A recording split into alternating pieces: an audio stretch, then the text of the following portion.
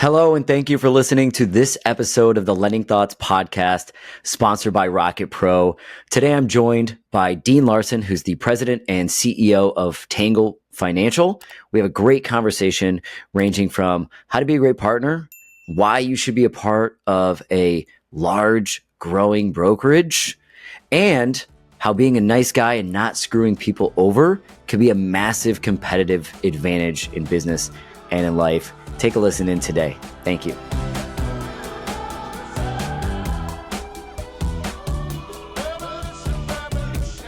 Dean, thank you for joining me today. Well, thanks for having me. Absolutely. So I always like to start out by getting to know people a little bit more. So can you tell the audience your life story in 60 seconds or less, please? Sure, I'll give that a shot. Was born in Calgary, didn't live there very long, and moved to Fort McMurray for a few years. As a small child, my dad was in construction, was building houses in the 70s in Fort McMurray, Alberta during the oil boom. So we moved around a little bit and then landed in Edmonton, and I lived in Edmonton, Alberta for about 30 years. As an adult, I started a few entrepreneurial businesses. They were a little bit focused on the computer and tech space and ended up becoming, network design and technical IT support. I fixed printers and computers, and then I started designing networks and doing IT support and sales. Around that time, I got married fairly young. I've got 3 adult children and 5 grandchildren. I was recruited to a large IT reseller in Edmonton, and I was fortunate to get to be involved in putting together some large technology contracts with government and universities and school districts and health regions, and it was a good time. Always wanted to move to BC, so in 2006, my family and I moved to Kelowna. I loved Kelowna, but the reason everybody doesn't live in Kelowna is only because there are limited career options unless you make your own. And I started figuring out what I was going to do to be able to stay in Kelowna forever, and ended up getting a mortgage broker license, and that worked out. That's the short version. The chapter from there to here would be harder to do in 60 seconds. Well, there's a lot we could dive into there, so maybe I'll try to jump in just a little bit. First of all, on the hockey side, are you a Flames fan then, or are you an Oilers fan, given that you lived in both Calgary and Edmonton? Well, I'm definitely an Oilers fan. I chose to leave Calgary when I was about a year old, so yeah. Okay, so there was no roots that like your dad had like stuck. They're like, hey, like no, we're Flames to the death here.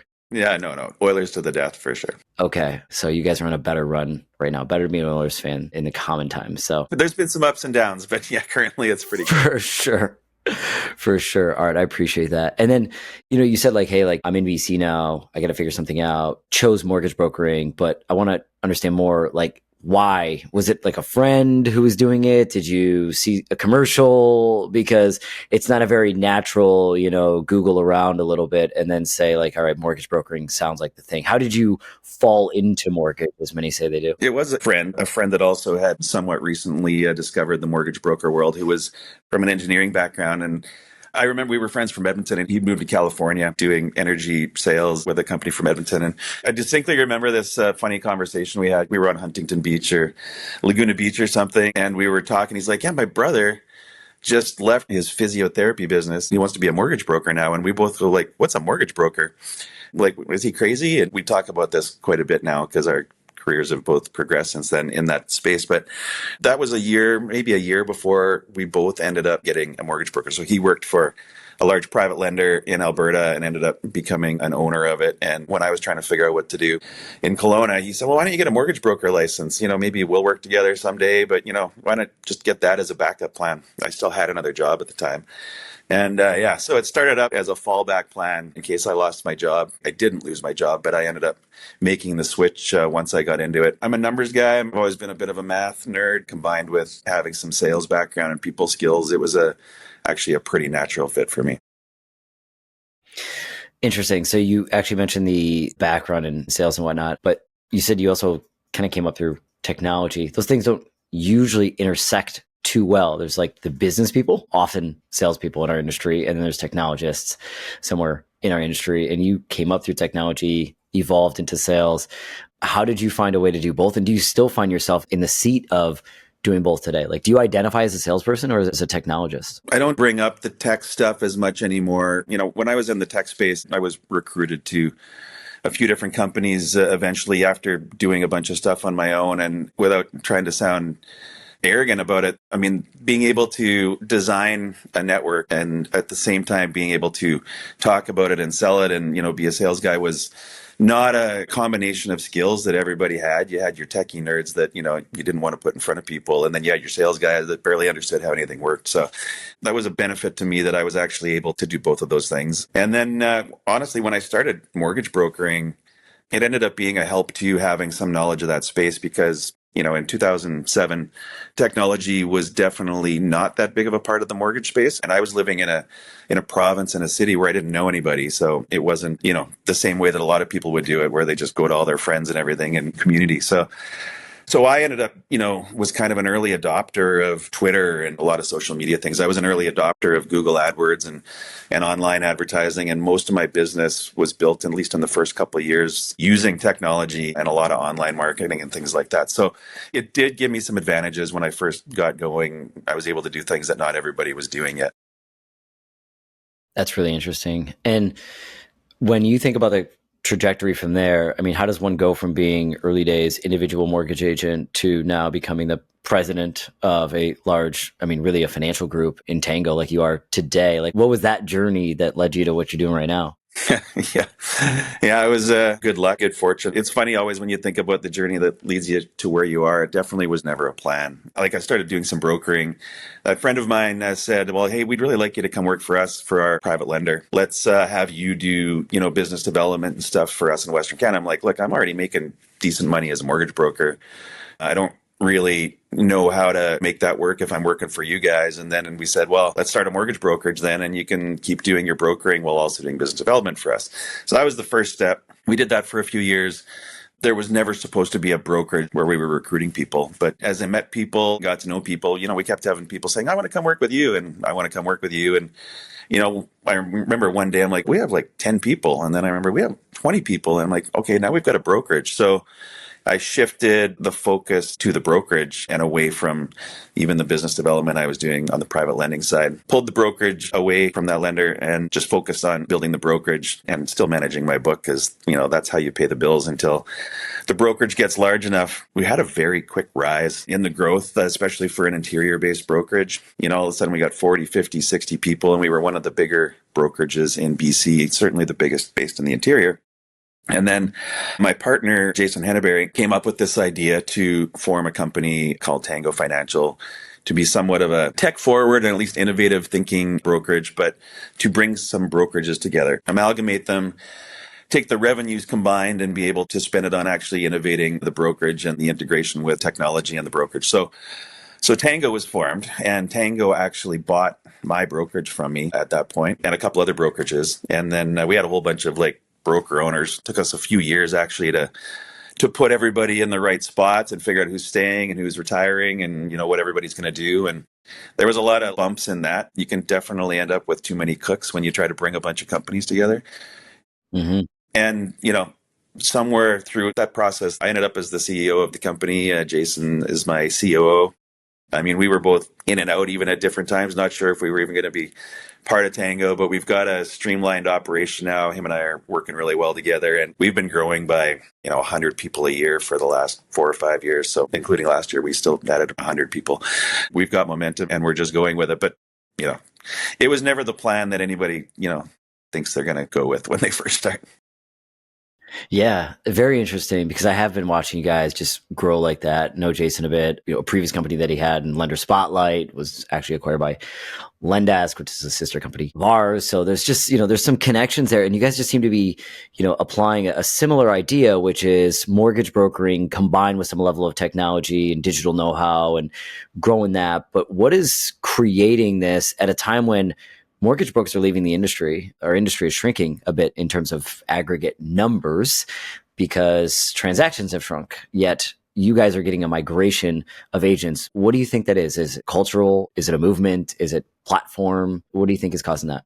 Yeah, I get that question a lot. For the longest time, even when my brokerage, which was Compass Mortgage Group, was growing and I'm not, a hardcore recruiter or heavy sales pressure. I don't dial and say, hey, you need to come join us. I meet people, I build relationships. My people are always like, so what's your pitch? And for the longest time, and I still say it sometimes, but 15 years ago, I used to say it as, I'm a nice guy and I won't screw you over. And people would go, wow, well, that sounds good. And that's connected with a line that my friend Tony Spagnuolo, who's a big real estate lawyer in Western Canada, because I asked him about how he became the biggest real estate law firm in BC. And he said, you just got to be a 3 in a room full of 2s. That quote has always stuck with me too. So it's connected with, saying I'm a nice guy, I won't screw you over. And it's true. Like, we value integrity and transparency, and our culture is very much that way. And so some of it is really simple, like, pay people on time, be transparent, be open about things, show them a little bit behind the curtains about what's going on in the bigger parts of the business, and don't try to hide anything. So it's super basic and super simple. We've just been a very people-focused business. The technology thing and everything, I mean, it's not like we're a big fintech company and we're developing tech, but we pay attention to it, and we kind of look at it like our job is to provide the best infrastructure that we can so that when an agent comes over, they both have a nice culture and they've got good relationships and good camaraderie. And then there's an infrastructure that's built where they don't have to think a lot about their business other than just going and being a mortgage agent or a mortgage broker. So, I mean, some of it is just probably that. It's just a mindset of how we look at our business and how we think about it. We don't think of ourselves as necessarily even being in the mortgage or the finance business as much as we're in the people business, and we're trying to provide the best environment for our people to be successful with building their business. So what sorts of things, as you think about the benefit of being a part of a Tango, the corporate side, the office, like you said, like our mortgage agents oftentimes want to go out and just sell their next mortgage. And the more that you can remove off their plate, the more that it allows them to do that. What are some of those things that Tango will take off the plate of a mortgage agent such that they can focus on their clients and getting their next deal? Yeah, I mean, and again, a lot of those things are very simple, but simple to you, maybe. But for those who have gone out on their own and had to manage those things on their own, they're saying, like, I got into this to do mortgages and I'm spending 50% of my time not doing mortgages. Well, yeah, I mean, so when I say simple, I mean, there are things literally as simple as somebody not having to worry about constantly chasing down if they're getting paid all the money they were supposed to get paid, or when am I going to get paid, especially when people are starting out and struggling. Like, so things just as simple as, getting compliance and payroll done efficiently, on time, transparently.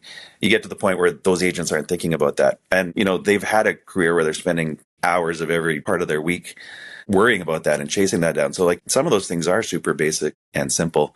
We provide some confidence and security. Like, we make sure that we've got our lender partnership secured. We make sure that we've got a good reputation in the lender industry. And somebody recently told me, somebody that had joined us, been with us a few months, they said that they'd been with a couple other brokerages, and they used a term that I hadn't heard, but they said, I got more lender respect since I joined you than I had at the previous brokerages. And it wasn't even that they were small brokerages.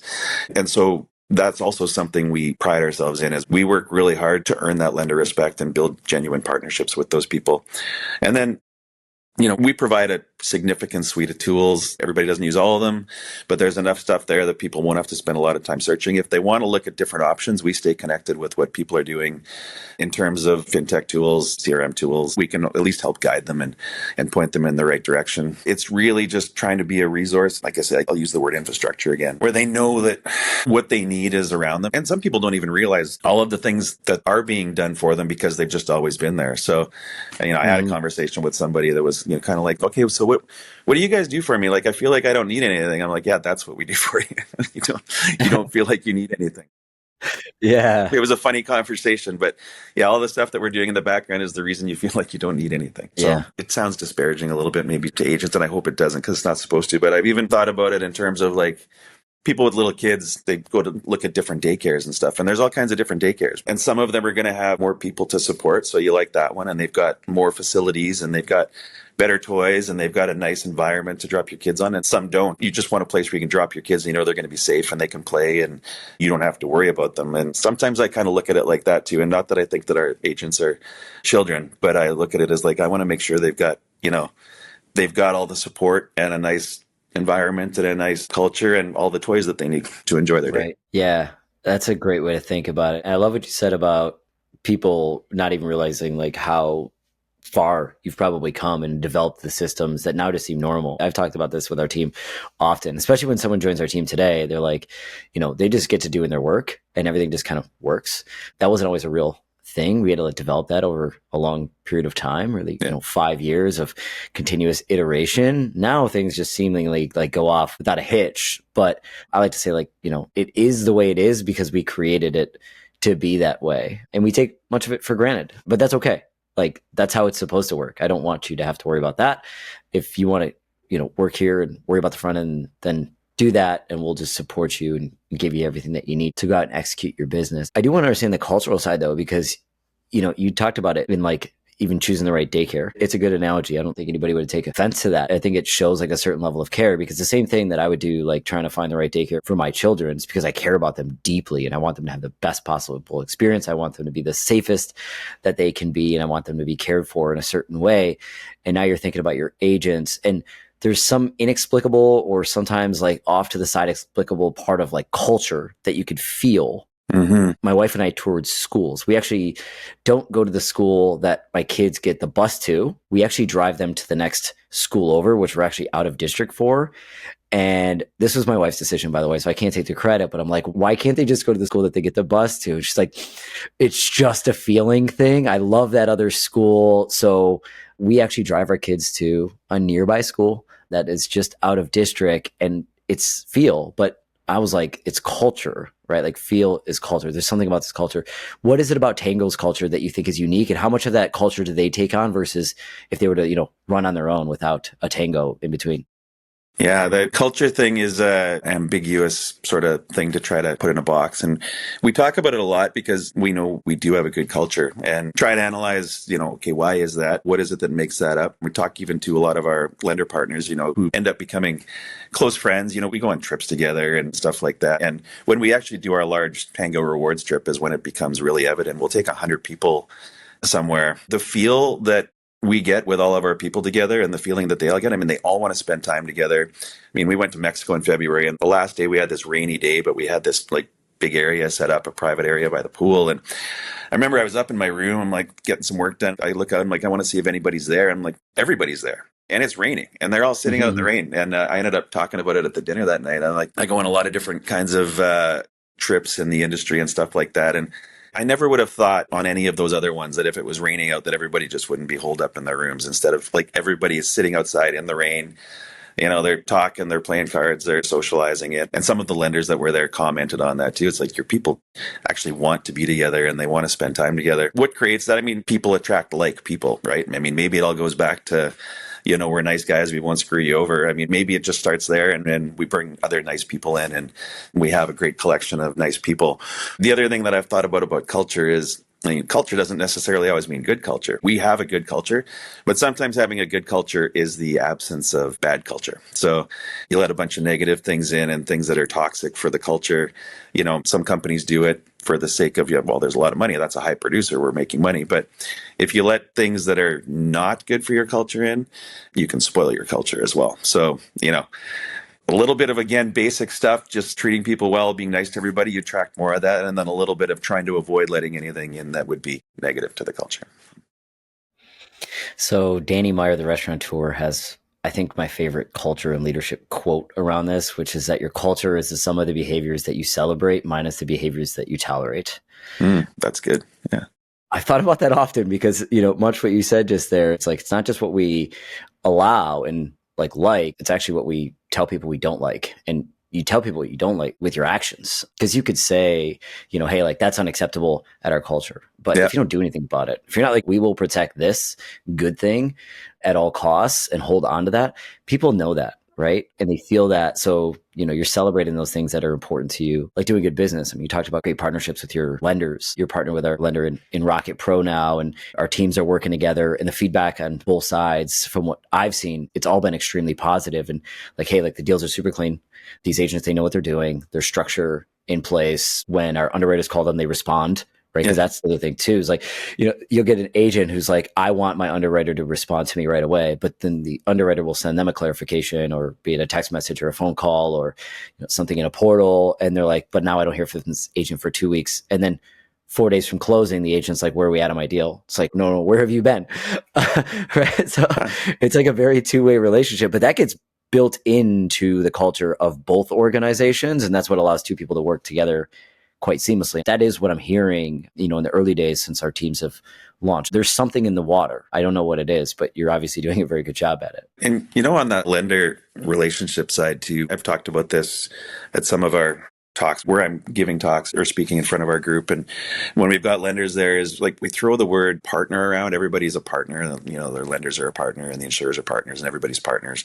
But not everybody actually thinks about what the literal definition of partner is, and it's a two-way street. So, some people say, I want my partner to do this and this and this for me. And they look at it as, they're servicing me. But the word partner should be that you're caring about their business and understanding their business and trying to help their business as much as you're expecting them to look after your needs and your business. And I try to get that message out a lot, because if we're going to keep using the word partner, then, both sides have to act like, what the meaning of partnership is. So, yeah. Yeah, that's very well said and certainly well felt as well. So I'm curious, as CEO of Tango, where do you spend much of your time today? Got to be very different from, being an individual producer, I would presume. How do you spend that time, and how does it help the Tango team? Yeah, I spend it on airplanes and in Marriott's. That's where most of my time is spent. And then some boardrooms and, some fun things too, some parties and trips and stuff. But the evolution goes like, okay, you're a mortgage agent. Okay, and then you're a broker owner. And as a broker owner, and then you're the DI of the brokerage. There's a long time where you're the main point of contact with the brokers, the agents, and the lenders. Once things get to a certain size, we had to realize you can't run a large organization and continue to build, what I would call infrastructure and culture if you're on the phone doing support type stuff. So we had to add a layer of management that basically replaces that broker owner. So we've got managers that do exactly what, if somebody was running a 50-person or 100-person brokerage, what that business owner, designated individual would do. So we added a layer there so that that part still exists, that support and that connectivity between the brokers and the lenders still exists. And then Jason and I spend a lot of our time on the road. We go to every event, we go to every conference, we go on various trips with lenders and things like that. And that's just about continuing to build relationships. Neither one of us are like hardcore salespeople, but we are both relationship people. And what I've found with building those relationships, we have people that joined us last year that are conversations that started 5 or 10 years ago even. And so rather than go and try to sell people, and I did the same thing when I was building a referral network as an agent, is never a hardcore sales pitch, but build relationships. And if we don't work together, that's fine. I'm still going to enjoy this relationship for the sake of the relationship.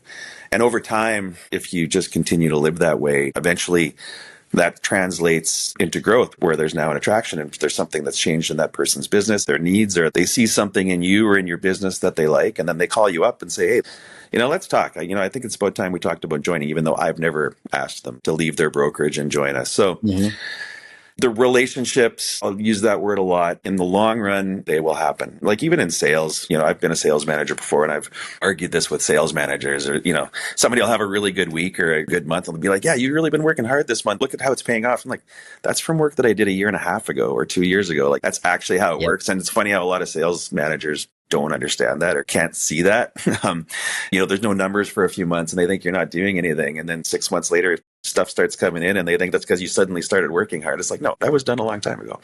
Yeah. So Jason and I, we're strategizing, we're partnership building, and we're relationship building, and just trying to keep the momentum of that growth going through relationships. Yeah.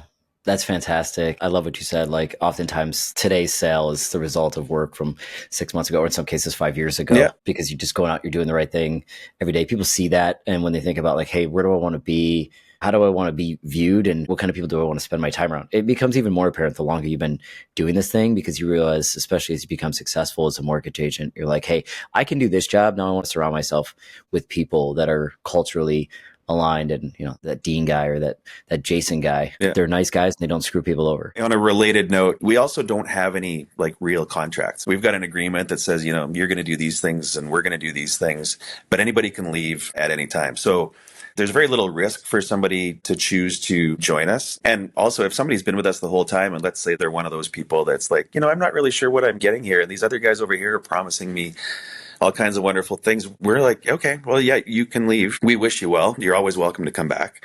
The times when that has happened, they do come back. Even that probably contributes to the culture. There aren't a bunch of people sitting around complaining about how, like, I'd really like to get out of this place, but I'm trapped 4 more years on my deal. Imagine the toxicity that those conversations in an organization can bring to the culture. So, whereas we've got a whole bunch of people that can walk out the door tomorrow if they want, and we'll give them our blessing and keep the door open for them. So, Yeah. That's a really good mission, actually. So is that what ties back? Because one of the things I want to talk about, was just that mission and what's driving you now. Like when you get out of bed every morning, sounds like you work quite a bit, stay on the move, always trying to, grow, recruit, build. What's driving and motivating you today? So I'm not that motivated by awards or recognition. In some ways, a little bit of a stealth marketer. I'm not always getting my name out there prominently, or, we don't even try that hard to get our Tango name out there properly. I get motivated when I think there's something I can influence positively or improve. So I get motivated to think, okay, how can I make our brokerage better? I want to see us grow. I want to continue to attract good people. I want to continue to maintain our culture. And as long as I feel like I can have some positive influence on the business, even on the business as a whole, but especially our business, and as well, the relationships. I enjoy the relationships I have in this business, the partnerships. As long as I feel I can continue to have a positive influence on all of those areas, then I'm excited to go to work. If I get to the point where I don't think that I can affect any positive change or moving forward or just improve the business in any way, then I'd probably get bored, but we're not there. So, yeah. So take you back to your days as a mortgage agent, because you've done this job. You've been in this business. You've built it. You've built, yourself as an agent, built a brokerage, whatnot. What would you tell somebody who's new in the industry, who's just starting out as a mortgage agent, trying to build? What are some things that maybe you did early on to build the business that you had and eventually grew into? How do you think about that? Well, I was not a very good mortgage agent. I do know what I would do now and some things that I would do differently. And I've said this on a few public panels and stuff like that. I was really good with my clients. I was terrible with the lenders. I mean, my applications were sloppy. I sent the worst notes. I was always flying by the seat of my pants as far as, let's just get it in and we'll figure out how to massage it into a deal later on. Good at working with the client, definitely made a lot of mistakes on the back end, and I didn't have any training. I honestly didn't understand the value of nurturing the relationship on the other side, and even the value of, I could have made my life a lot easier if I'd understood that a little extra work on the front end would have been a good idea. Back to what I said about partnerships too, treating your lenders like a partner both ways is a good piece of advice. And the other thing that is different now, though, if I was to give somebody advice today, and I do often, but it wasn't necessarily the same back then because the industry's evolved so much, is I really think people need to go to a large brokerage now. The industry's moved to a place where, back when I started, you get a license and every brokerage wants you to sign up with them and every lender wants you to sign up with them. They're begging for your business the day you start. They weren't talking about efficiencies back then. They weren't talking about the cost of acquiring a client. They just wanted everybody. Well, now, you have to earn the access to all of the products and all of the compensation and, access to all of the lenders.